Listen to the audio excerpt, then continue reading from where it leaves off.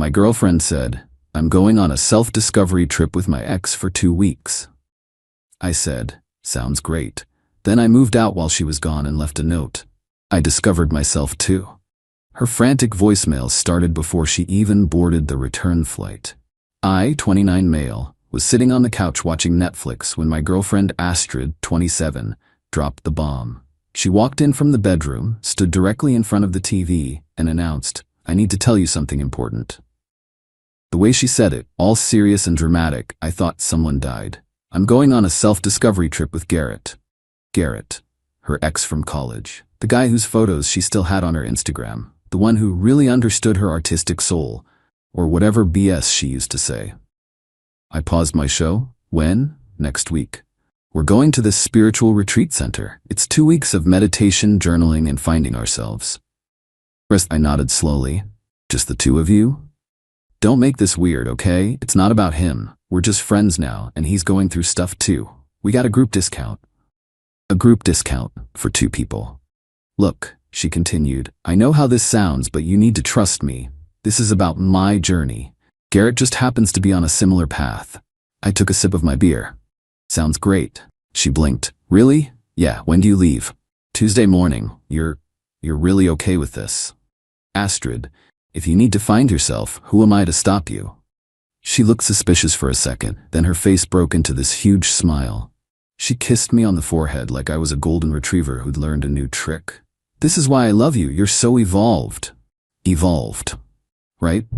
She spent the next 3 days packing, buying new yoga pants, and talking non-stop about chakras and inner peace. I smiled and nodded. Even drove her to the airport Tuesday morning. 2 weeks will fly by, she said, giving me a quick peck. "I'll have limited phone access, so don't worry if I don't text much." "No problem. Have fun finding yourself." The second her plane took off, I went to U-Haul. See, here's what Astrid didn't know. Her name wasn't on the lease. She'd moved into my apartment 8 months ago. Never got around to the paperwork. All the utilities? My name. The furniture? 80% mine. Even the succulent collection she was so proud of? I'd bought those. I'd already found a new place the day after her announcement. Signed the lease Monday while she was getting her aura cleansed at some spa. The move took 2 days. I was surgical about it. Took only what was mine, left all her stuff neatly organized in the living room. Even left the utilities on so she wouldn't come back to darkness. The note I left was simple. Astrid, went on my own journey of self-discovery. Turns out I discovered I deserve better. Your stuff is in the living room. Lease ends in 3 weeks. Talk to the landlord. He's expecting you to either sign a new one or move out. I found myself, and myself doesn't include you. Good luck with your chakras. Then I blocked her number and settled into my new place. Update 1, y'all wanted an update? Buckle up. So I blocked Astrid's number, but I didn't block her on email. Forgot she had that, honestly. Wednesday afternoon I got the first one. What the hell is this? I came back early because the retreat was awful and you're gone? This isn't funny anymore. Where are you? Wait, she came back early? From her spiritual journey? After 5 days? More emails flooded in. The landlord says I need to sign a lease? I can't afford this place alone. This is manipulation. You're trying to control me. Garrett thinks you're being emotionally abusive. Oh, Garrett has opinions now? Cool. I didn't respond, but I did reach out to my buddy Luke, who still lived in the old building. He filled me in on the tea. Apparently, Astrid showed up Wednesday night, fuming. She had Garrett with her, because of course she did, and they were hauling her stuff around, trying to figure out what to do.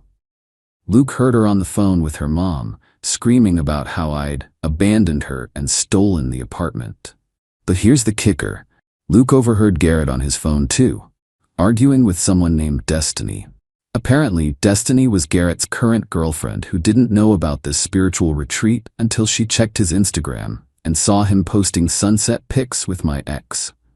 The retreat lasted exactly 5 days before Garrett got served with relationship consequences of his own and had to fly back to deal with his imploding life. Thursday morning, Astrid's mom called me. I almost didn't answer, but curiosity won. "How could you do this to my daughter?" "Hello to you too, Deb. She's homeless." "She's not homeless. Her stuff is safe, and she has 3 weeks to figure out housing. That's more than most people get." You're being cruel because you're jealous of her connection with Garrett. Deb, your daughter went on a couples retreat with her ex-boyfriend. It was not a couples retreat. It was about finding inner peace. With her ex, alone, for 2 weeks. Silence. She said you were okay with it. I was, so okay with it that I decided to find my own inner peace, elsewhere. You're a pathetic little man. Okay, bye Deb. But the best part came Thursday night. I got a notification that someone was trying to reset my Netflix password, then my Hulu, then my HBO Max. She was trying to access my streaming accounts from whatever hotel she was crashing at. The entitlement, I swear. I changed all the passwords to variations of Find Your Own Netflix. Then I got a text from an unknown number. Guess she got a friend to text me. Astrid wants to know why you're being so petty about the streaming services. She's having a panic attack. A panic attack. Over Netflix. I responded, tell her meditation might help. Update 2. The entitlement escalation has been wild. Friday, Astrid tried a new strategy. She showed up at my gym. Not to work out. She doesn't have a membership. She waited in the parking lot for 2 hours until I came out. We need to talk. I kept walking to my car. You can't just ignore me. We were together for 3 years. 8 months, I corrected, unlocking my car. The emotional connection was 3 years.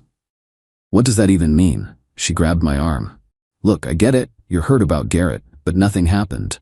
Cool. We meditated. We did yoga. We talked about our feelings. Sounds magical.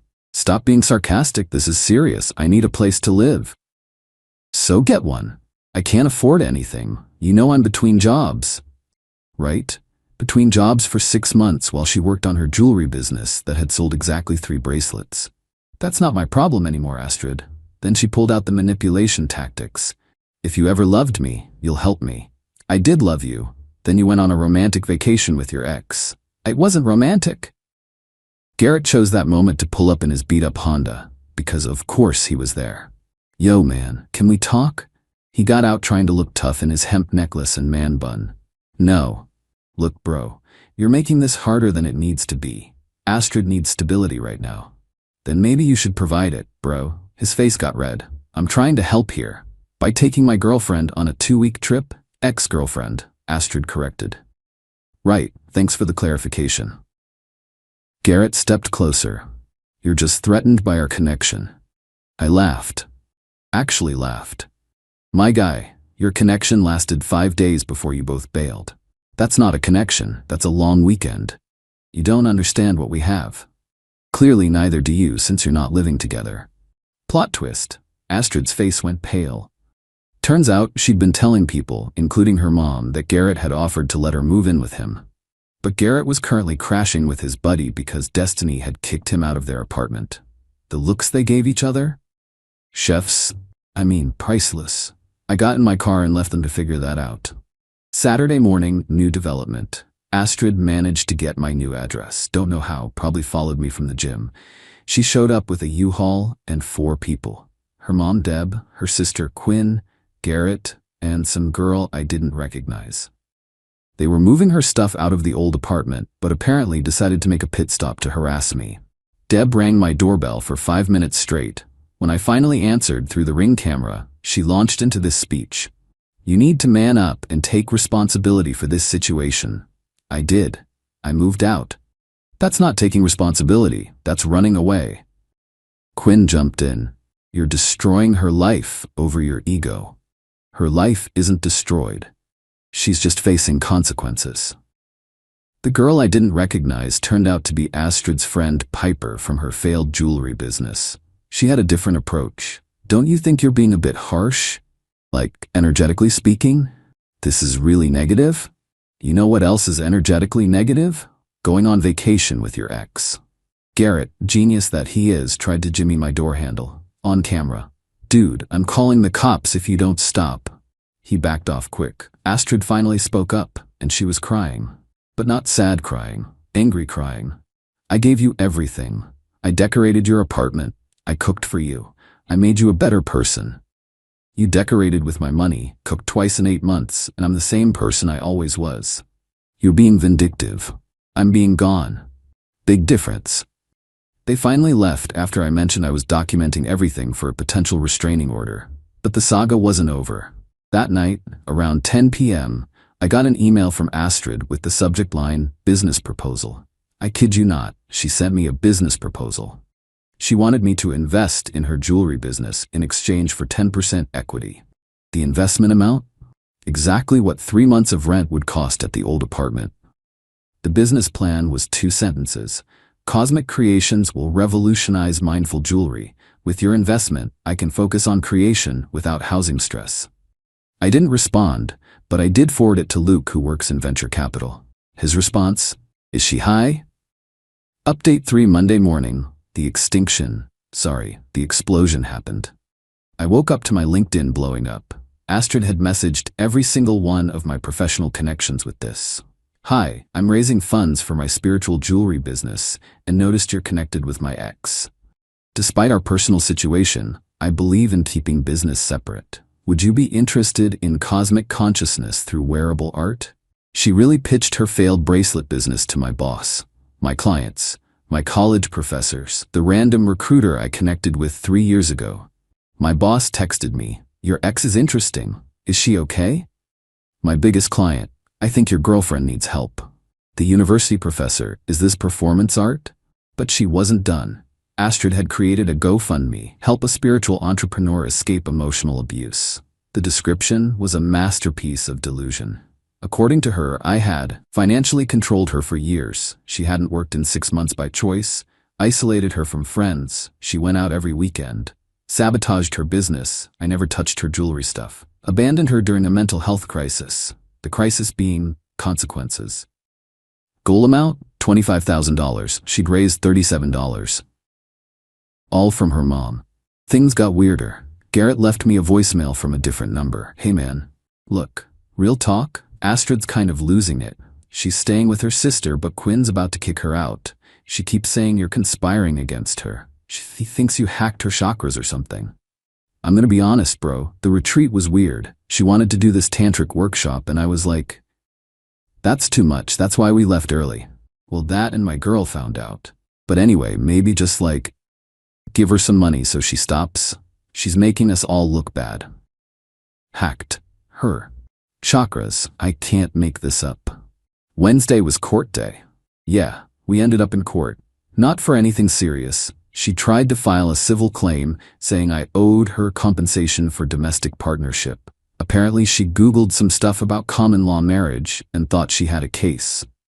The judge looked at her filing, she represented herself obviously, and actually said, ma'am, you lived together for 8 months. You were on vacation with another man when he moved out. What exactly are you claiming? Emotional investment damages. The judge dismissed it in under 5 minutes. But Astrid wasn't done. Outside the courthouse, she'd arranged for Piper to be there with a camera, filming her giving a speech about systemic oppression of spiritual women. It has 12 views on TikTok, all from her mom's different accounts. Thursday morning brought the final boss battle. I got a call from the old apartment complex. The landlord, Rick, sounded exhausted. Your ex-girlfriend is trying to squat in the apartment. What? She changed the locks. Says she has tenant rights. I'm having to start eviction proceedings. She changed the locks on an apartment she's not even on the lease for. She printed some fake lease off the internet.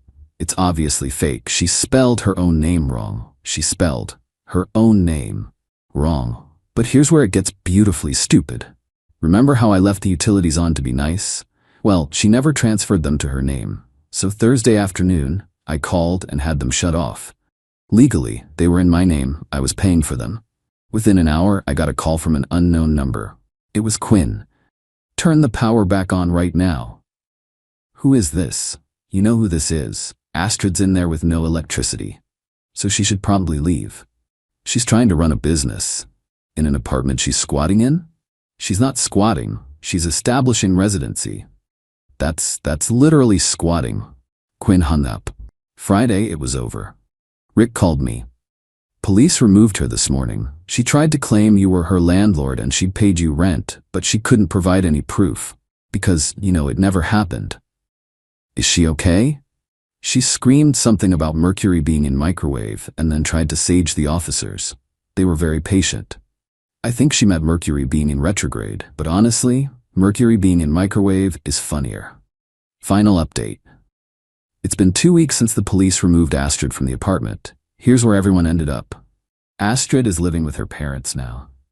Not with Quinn, who blocked her after the whole thing, not with Garrett, who disappeared completely, but back in her childhood bedroom.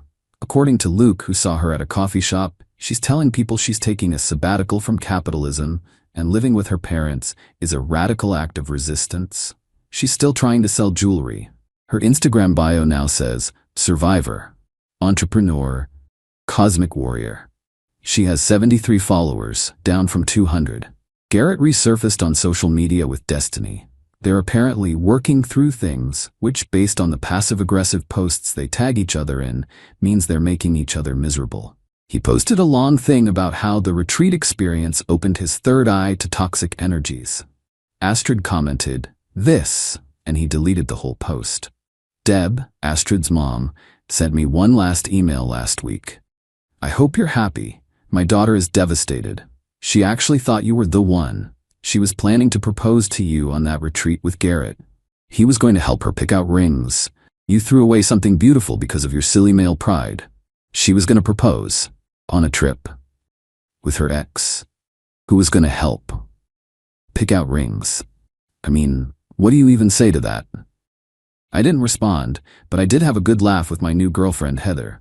I met her at my new apartment complex's resident event. She thinks the whole story is hilarious. Last night, she suggested we take a self-discovery trip, and then burst out laughing. "But seriously, want to go to Seattle next month? Just us. No exes." The best part?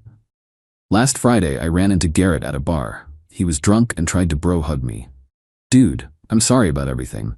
Astrid's actually insane. She tried to get me to invest in her business too. Said we could be conscious capital partners or something." I was like, "Girl, I deliver pizzas." He delivers pizzas. The spiritual guru, who was going to help her find herself, delivers pizzas. "No hard feelings," I told him, and meant it. Honestly, he did me a favor. "For real though," he continued, "she kept trying to make things weird at the retreat. Like she wanted to do couples yoga and soul gazing and stuff. I just wanted to eat edibles and look at trees, you know? The self-discovery trip was just Garrett wanting to get high in nature and Astrid trying to seduce him. Beautiful." As I'm writing this, Astrid just posted on her business page, "Major announcement coming soon. Cosmic Creations is evolving into something bigger." The announcement, posted an hour later. She's adding essential oil blends to her jewelry line. The oils are just repackaged stuff from the dollar store. Piper accidentally revealed this in the comments before deleting it. Someone asked if the oils were FDA approved. Astrid responded, "I don't subscribe to governmental oversight of natural healing." Her mom was the only one who liked the post. Looking back, the red flags were everywhere. She once tried to pay her portion of rent with a check from her future self. She believed her cat was her grandmother reincarnated. She didn't have a cat. She tried to expense her therapy to my health insurance as a dependent life partner. She once got mad at me for dream cheating. I allegedly flirted with someone in her dream. But the ending? Exactly what it needed to be.